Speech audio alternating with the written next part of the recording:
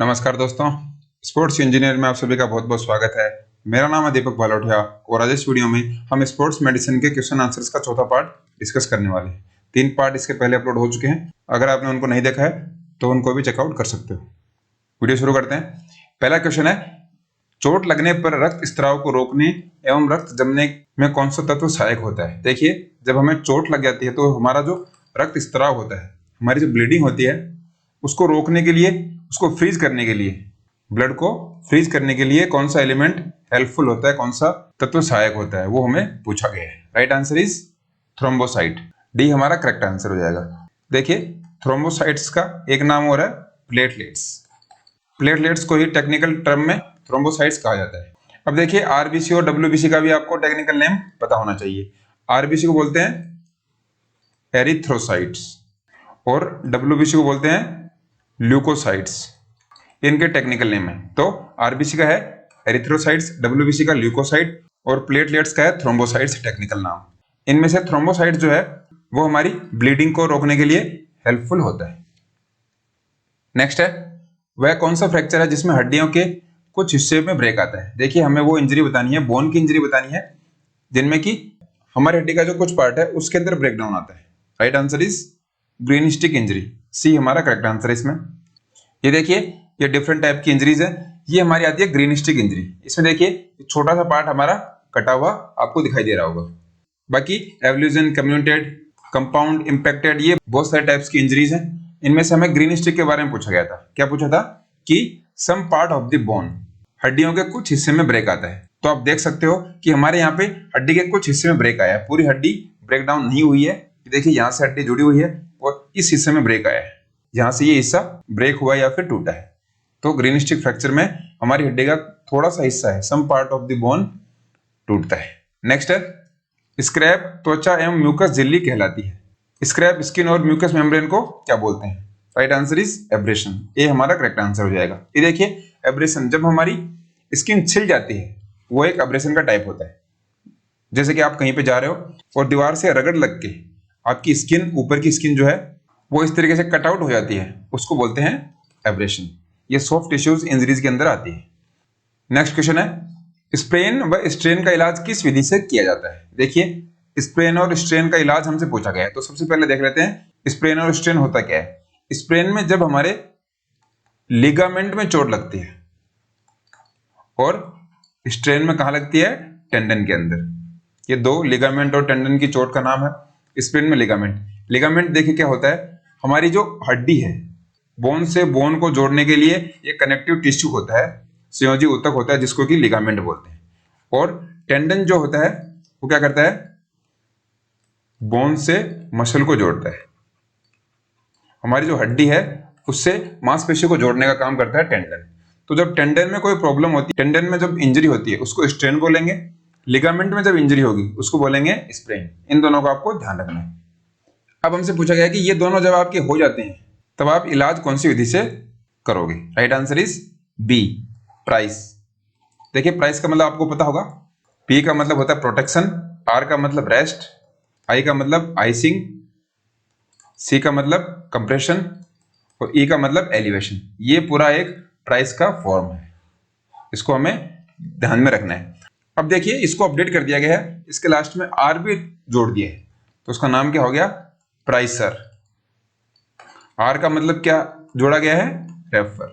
तो इसको आपको ध्यान में रखना है। नए जो एग्जाम होंगे आपसे पूछ सकते हैं, आपको दोनों ऑप्शन मिलेंगे, प्राइसर और प्राइसर। तो वहां पे आपको प्राइसर सही करना है, क्योंकि जो लास्ट वाला आर है इसका मतलब रेफर, कि आपकी जो इंजरी है वो फर्स्ट एड से सही नहीं हो रही है तो आप रेफर कर दोगे डॉक्टर को, इसलिए इस आर को नया जोड़ा गया है। नेक्स्ट क्वेश्चन है, स्ट्रेन क्या है। लास्ट क्वेश्चन में हमने डिस्कस कर लिया था। स्ट्रेन क्या है, पेशियों का फटना या खिंचाव। हमारे जो मसल्स फट जाती हैं या फिर इनमें स्ट्रेच आ जाता है उसको बोलते हैं स्ट्रेन।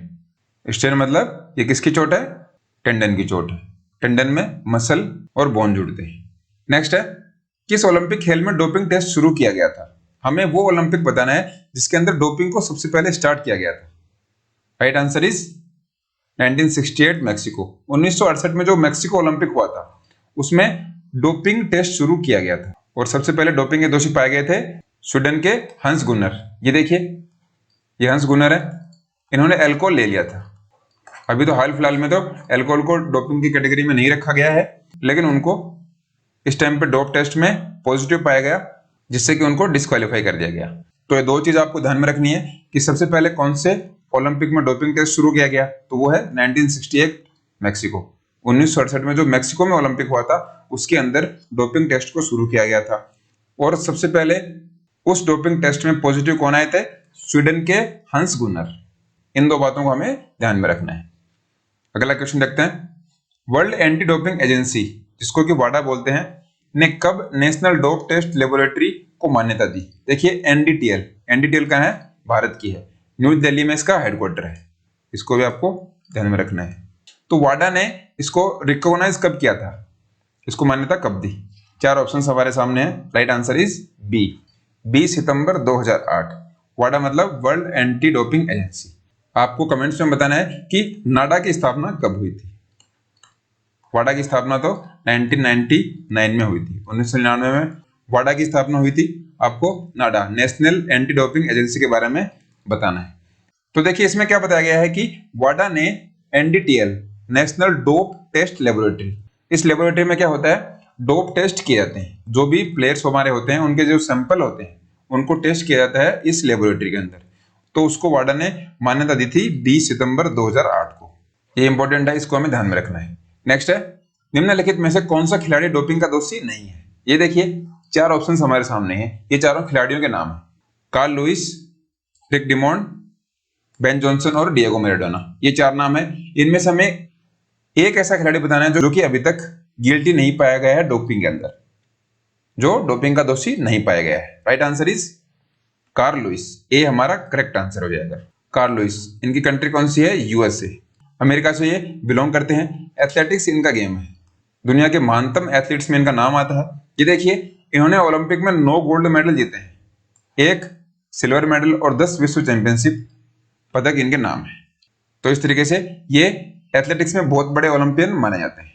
इसके बाद में रिक डिमॉन्ड, बेन जॉनसन, डिएगो मैराडोना, इनका नाम आता है। ये तीनों ही अच्छे प्लेयर माने गए हैं, लेकिन डोप टेस्ट में ये पॉजिटिव पाए गए हैं। डिएगो मैराडोना जो कि अर्जेंटीना से बिलोंग करते हैं, बेन जॉनसन कनाडा से हैं, और रिक डिमॉन्ड है वो यूएसए से। रिक डिमॉन्ड स्विमर हैं, स्विमिंग इनका गेम है।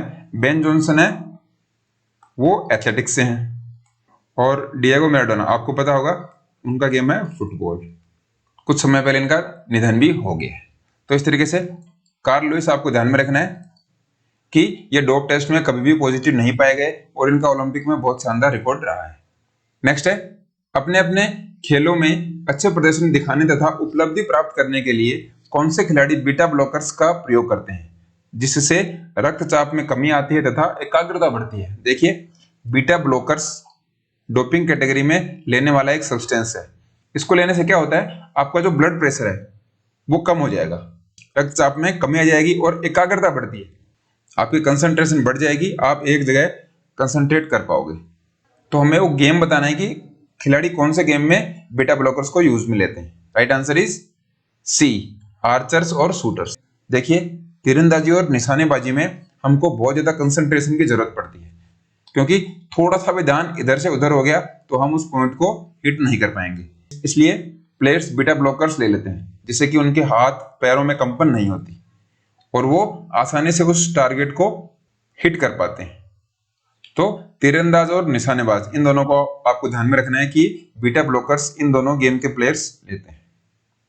नेक्स्ट है, खिलाड़ियों द्वारा प्रयोग किए गए नारकोटिक्स के विभिन्न प्रकार जो कि ओपियम तथा पोपी प्लांट्स से लिए जाते हैं, वास्तव में उनके लिए किस रूप में कारगर सिद्ध होते हैं? देखिए ओपियम और पोपी प्लांट्स ये दो टाइप के प्लांट हैं, इनसे ड्रग्स निकलता है जो कि डोपिंग में तो प्रतिबंधित है, लेकिन हमसे ये पूछा गया कि वास्तव में ये किस रूप में कारगर साबित होते हैं। राइट आंसर इज दर्द विरोधी दवा के रूप में। ये हमारा करेक्ट आंसर है इसमें, as an anti pain medication. देखिए ओपियम और पोपी प्लांट्स, इन दोनों प्लांट से एक मिल्क टाइप का सब्सटेंस निकलता है, दूध जैसे निकलता है, उससे ये ड्रग्स बनते हैं। तो ये जो ड्रग्स हैं ये किस में हेल्प करते हैं? एंटी पेन में हेल्प करते हैं। आपको जो दर्द हो रहा है, पेन हो रहा है, उसकी दवा के रूप में ये काम करते हैं। जैसे कि प्लेयर बहुत ज्यादा थक जाते हैं, उसके बाद में इन प्लांट से लिए हुए जब ड्रग्स लेते हैं तो उनको पेन फील नहीं होता। इसलिए इनको भी डोपिंग की कैटेगरी में रखा गया है। नेक्स्ट है, इम्यून सिस्टम कार्य प्रणाली को विकसित करने के लिए मसल ब्रेकडाउन को रोकने के लिए खिलाड़ी कौन सा फूड सप्लीमेंट लेते हैं। देखिए, हमारा इम्यून सिस्टम है, उसकी कार्य प्रणाली को विकसित करने के लिए, हमारे इम्यून सिस्टम को अच्छा करने के लिए, बढ़ाने के लिए, और मसल ब्रेकडाउन, हमारे जो मसल्स ब्रेकडाउन होते हैं जब हम एक्सरसाइज करते हैं। मान लीजिए आपकी कोई मसल का वेट है 3 kg और जब आप बहुत ज्यादा हैवी एक्सरसाइज करोगे तो उसका वेट 2 kg हो गया। ये होता है मसल ब्रेकडाउन। आपकी बॉडी से NaCl मतलब नमक निकल जाता है, जिससे कि धीरे धीरे मसल में ब्रेकडाउन होना स्टार्ट हो जाता है। आपको पता होगा हमारी मसल्स में 75% पानी होता है, तो आप फिजिकल एक्टिविटी करोगे तो वो धीरे धीरे कम होना स्टार्ट हो जाता है और हमारी मसल का वेट गिर जाता है। तो उसको रोकने के लिए खिलाड़ी कौन सा फूड सप्लीमेंट लेते हैं? Right answer is glutamine. B हमारा करेक्ट आंसर हो जाएगा। ग्लूटामाइन हेल्प करता है जिससे कि मसल ब्रेकडाउन नहीं होता और हमारे इम्यून सिस्टम की जो कार्य प्रणाली है वो विकसित होती है। नेक्स्ट है, जब खिलाड़ी एक ही समय पर विभिन्न प्रकार के स्टेरॉइड्स का सेवन करते हैं तो उससे क्या कहते हैं? देखिए, बहुत सारे प्लेयर्स होते हैं वो एक बार में बहुत सारे स्टेरॉइड्स ले लेते हैं एक ही टाइम में, तो उसको क्या बोलते हैं? Right answer is stacking. D हमारा करेक्ट आंसर है। इसमें क्या होता है, प्लेयर्स एक बार में बहुत ज्यादा स्टेरॉइड्स का सेवन कर लेते हैं, एक ही बार में बहुत ज्यादा ले लेंगे, जिसको कि स्टैकिंग बोला जाता है। नेक्स्ट क्वेश्चन है, वायु में टॉक्सिक सब्सटेंसेस को छोड़ने से रोकने के लिए विभिन्न उपाय अपनाए जाते हैं, जैसे एंक्लोजर प्रदान करना, रोशनदान लगाना तथा हवा को शुद्ध करना आदि किस रूप में जाने जाते हैं? देखिए, हमारी जो एयर होती है उसमें टॉक्सिक सब्सटेंसेस होते हैं। टॉक्सिक मतलब जहरीले कुछ पदार्थ होते हैं। इनको हटाने के लिए हम एनक्लोजर लगाते हैं, स्काईलाइट, और हवा को शुद्ध करते हैं। तो इनको किस रूप में जाना जाता है? Right answer is a, containment, रोकथाम। हम रोकथाम करते हैं, किसकी रोकथाम करते हैं? टॉक्सिक सब्सटेंस से हमारा जो इन्वायरमेंट है जहां पे हम रह रहे हैं उससे रोकथाम करते हैं। टॉक्सिक सब्सटेंसेस जो जहरीले पदार्थ हैं उनको हम रोकते हैं, इसलिए इसको कंटेनमेंट या फिर रोकथाम बोला जाता है। नेक्स्ट क्वेश्चन है, भारत सरकार द्वारा नेशनल एंटी डोपिंग एजेंसी की स्थापना किस वर्ष में की गई थी? बहुत ही सिंपल सा क्वेश्चन है, नाडा की स्थापना हमसे पूछ गई है। राइट आंसर इज सी, 2005 के अंदर। और इसके साथ में आपको ये भी रखना है कि वाडा की स्थापना कब हुई थी? वो हुई थी 1999 में वाडा की स्थापना हुई थी और 2005 में हुई थी नेशनल एंटी डोपिंग एजेंसी की। लास्ट क्वेश्चन है, IOC द्वारा यथा घोषित कौन सी औषधि प्रतिबंधित नहीं है? IOC मतलब इंटरनेशनल ओलंपिक कमेटी। IOC की फुल फॉर्म है। अगर ये IOA होता, C की जगह A होता, तो वो हो जाता एसोसिएशन। एसोसिएशन है इंडिया की, इंडियन ओलंपिक एसोसिएशन। IOC मतलब इंटरनेशनल ओलंपिक कमेटी। तो IOC ने इन 4 ऑप्शंस में से ऐसे कौन सा ड्रग है जिसको प्रतिबंधित नहीं कर रखा? Right answer is alcohol. ये हमारा करेक्ट आंसर है। आप एल्कोहल पी सकते हो, ये डोपिंग की कैटेगरी में नहीं आएगा। बाकी स्टेनोजोलोल, एम्फेटामाइन, marijuana, ये सब डोपिंग की कैटेगरी के अंदर आते हैं। तो दोस्तों, फिलहाल इस वीडियो में इतना ही।